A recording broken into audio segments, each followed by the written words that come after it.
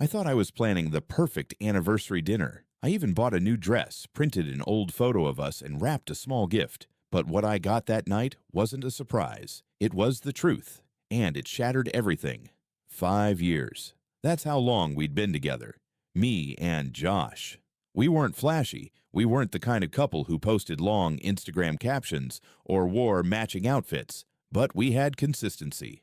Laughter, little routines that made our life feel like home. Saturday morning pancakes, late-night grocery runs, arguing over which movie to watch, and then falling asleep halfway through it anyway. I was the planner, so for our 5th anniversary, I booked us a table at the restaurant where we'd had our second date. Cozy, quiet, tucked in the corner of the city. I even arranged for the waiter to bring out dessert with a tiny envelope that had 2 plane tickets in it, a surprise weekend getaway to Seattle. Josh had been working crazy hours lately. I thought he needed a break. I thought we needed a break. I thought this dinner would be the reset button. I didn't know that by the time we sat down, something was already broken, and I was the last one to see it. That morning, he was distracted, said he had a meeting that ran late, didn't shave, didn't seem excited. I chalked it up to work stress. I kept telling myself, he'll relax when we get there. He showed up to the restaurant 10 minutes late. No flowers, no card, not even a smile. Still, I smiled for both of us. "Happy anniversary," I said, reaching for his hand across the table. He hesitated before taking it. That's when I knew. Not all at once, but that moment, it planted something in me. Something cold. We made it through the appetizers, but the conversation was off. He wasn't really looking at me. He kept checking his phone, then putting its screen down. He laughed at the wrong times. Asked questions like he was reading from a list. Halfway through the meal, I reached into my bag. "I have something for you." I handed him the envelope with the plane tickets. Inside was a handwritten note that said, 5 years of loving you. Here's to one weekend where we can stop and just be us again. He opened it slowly, read the note, looked at the tickets. Then he looked up at me and said nothing. "I thought you'd be excited," I said, half laughing, trying not to sound like I was begging. He folded the paper carefully and put it back in the envelope. Then he exhaled and said the last thing I ever expected to hear that night. "I can't go." I stared at him. "What do you mean?" His eyes dropped to the table. "I can't go because I've been seeing someone else." The restaurant went silent in my head. Not around me, the clatter of silverware, soft music, glasses clinking. It all kept going. But inside me, everything stopped. He didn't give me a gift. He gave me the truth. And it broke something in me that had been holding on for too long. He said he'd been seeing someone else. Just like that. Like it was a minor scheduling conflict. Like he didn't just flip our 5-year relationship upside down at a dinner table I'd spent days planning. I didn't speak at first. I couldn't. I just sat there, blinking at him, trying to piece together whether I had misheard him or if this was some kind of cruel joke. He wasn't smiling. He wasn't nervous either. He just looked resigned, like he'd rehearsed this. I finally asked, "How long?" He didn't even hesitate. "About 3 months." 3 months. That meant while I was booking our Seattle trip, he was texting her. While I was counting down to our 5th year together, he was already pulling away. I leaned back in my chair, like if I could physically put space between us, it might make it hurt less. "Who is she?" I asked. He shifted. "It doesn't matter." I laughed, not because it was funny, but because the audacity of that line deserved a reaction. "Of course it matters," I said. "You've been sleeping with someone else and lying to me for months. I deserve to know who's been in your bed and in your phone while I was sitting next to you on the couch thinking we were fine." He finally answered, "Her name's Marissa." I felt something punch the air out of me because I knew the name. Not well, but I knew it. Marissa worked at his office. He'd mentioned her before, said she was part of a new product team, said she was annoyingly smart. He said it like a joke. Apparently, it wasn't one. I stood up. The waiter was walking over with dessert, the one I'd pre-ordered with the words "Happy 5 years" written in cursive chocolate across the plate. I looked at him, looked at Josh, then said, "We're done here." And I left. I didn't take the gift bag. I didn't touch the dessert. I didn't even wait for the check. Outside, the air was freezing. I didn't have my coat. I didn't have my keys. I just stood there on the sidewalk, staring at nothing. I wasn't crying. Not yet. But I was shaking. Because when you give someone 5 years of your life, You never think it'll end at a dinner table with 3 words, "I can't go." He texted me an hour later, "I'm sorry you had to find out this way. I didn't plan for it to happen. I still care about you. You deserve better."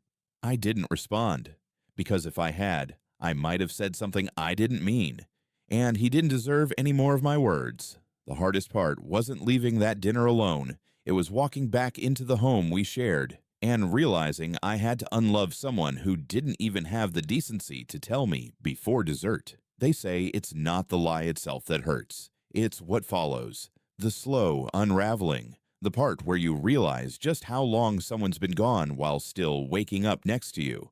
The night after the dinner, I slept at my friend Clara's. Well, slept is generous. I laid on her couch, fully clothed, staring at the ceiling for hours while she hovered like a nurse who didn't know what else to do besides hand me tissues and refill my water glass. The pain didn't come in waves. It came in stillness, in the realization that I hadn't misread anything. I'd just chosen not to see it. All those late nights at the office, the sudden privacy with his phone, the way he stopped reaching for me in bed. My brain had noticed. My heart just refused to file the report. The next day, I went back to our apartment, alone. He wasn't home. I didn't tell him I was coming. I didn't need to. I didn't scream. I didn't tear the place apart. I just started packing. Box by box, drawer by drawer, I unspooled a life I had spent half a decade building. There were moments that gutted me. The movie ticket stubs I'd saved from our first road trip. The card he gave me on our second anniversary with "To my future wife" written in the corner. His hoodie, the one I always stole when I was sick or cold or just wanted to smell like him.